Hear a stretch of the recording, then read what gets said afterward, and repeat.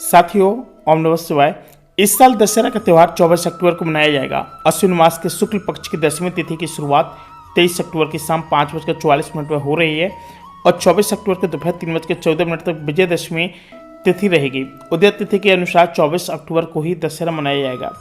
और आपको बता दूं, जो दशहरा मनाने का जो शुभ समय है, यानी इस साल का दशहरा 24 अक्टूबर को मनाया जाएगा। और साथ ही आपको बता दें कि दशहरा का अभिजीत मुहूर्त 24 अक्टूबर को 11:42 से शुरू होगा और 12:27 तक रहेगा। वहीं पूजा का शुभ मुहूर्त 2:05 से 2:51 तक रहेगा।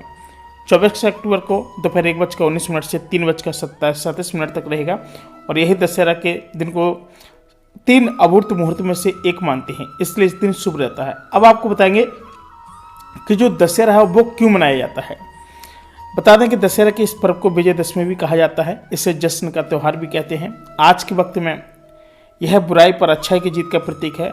बुराई किसी भी रूप में हो सकती है, जैसे क्रोध, असत, ईर्ष्या, दुख, आलस आदि। किसी भी आंतरिक बुराई को खत्म करना ही एक आत्म विजय है और हमें प्रतिवर्ष अपने में से इस तरह की बुराई को खत्म कर विजयदशमी के दिन इसका जश्न भी मनाना चाहिए, जिससे एक दिन हम अपनी सभी इंद्रियों पर राज कर सकें और लोगों से जो बुराइयां हैं उसको भी हम खत्म कर सकें। यह बुरे आचरण पर इस पर आपको बता दें कि यह बुरे आचरण पर और जो जीत की खुशी में मनाए जाने वाले त्यौहार है। और सामान्यतः दशहरा एक जीत के जश्न के रूप में मनाए जाने वाला त्यौहार है। जश्न की मान्यता सबकी अलग अलग होती है और किसानों के लिए यह नई फसलों के घर आने का जश्न भी होता है। और पुराने वक्त में इस दिन औजार एवं हथियारों की पूजा भी की जाती है।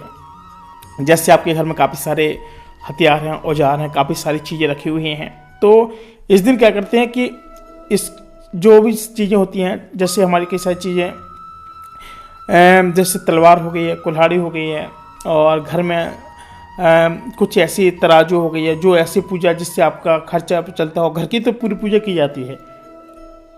हम लोग पुताई भी करने लगते हैं और दीपावली भी इसके जस्ट बाद तुरंत आ जाती है। तो आपको बता दें कि युद्ध में मिली जीत के जश्न के तौर पर देखते थे, लेकिन इस सब के पीछे एक ही कारण होता है, बुराई पर अच्छाई की जीत। यानी किसानों के लिए यह मेहनत की जीत के रूप में आई फसल का जश्न एवं सैनिकों के लिए युद्ध में दुश्मन पर जीत का जश्न भी मनाया जाता है। आपको बता दें कि जो 2023 में है, यानी दशहरा अश्विन मास के शुक्ल पक्ष की 10वीं को मनाया जाता है। नवरात्र खत्म होती है, अगले दिन आने वाले त्यौहार हैं और 2023 में 24 अक्टूबर मंगलवार के दिन मनाया जाएगा। इसे विजय पर्व या विजयदशमी के रूप में भी मनाया जाता है। भारत में कुछ जगह पर इस दिन रावण को जलाया नहीं जाता, बल्कि इसकी पूजा भी की जाती है। और यह जगह इस प्रकार की कर्नाटक के कोलार मध्य प्रदेश में, मंदसौर राजस्थान के जोधपुर में, आंध्र प्रदेश के काकीनाडा और हिमाचल के बैजनाथ इत्यादि जगह पर रावण की पूजा भी की जाती है। आपको बता दें कि जो दशहरा है, दशहरा पर्व को बता दें कि क्यों मनाया जाता है, ये भी बता दें आपको कि इस दिन पीछे इसकी भी कई सारी कहानियां हैं। बताते हैं कि राम अयोध्या नगरी के राजकुमार थे। उनकी पत्नी का नाम सीता था और उनके छोटे भाई थे जिनका नाम लक्ष्मण था। राजा दशरथ राम के पिता थे और उनकी पत्नी कैकेयी के कारण इन तीनों को 14 वर्ष के वनवास के लिए अयोध्या नगरी छोड़कर के जाना पड़ा था।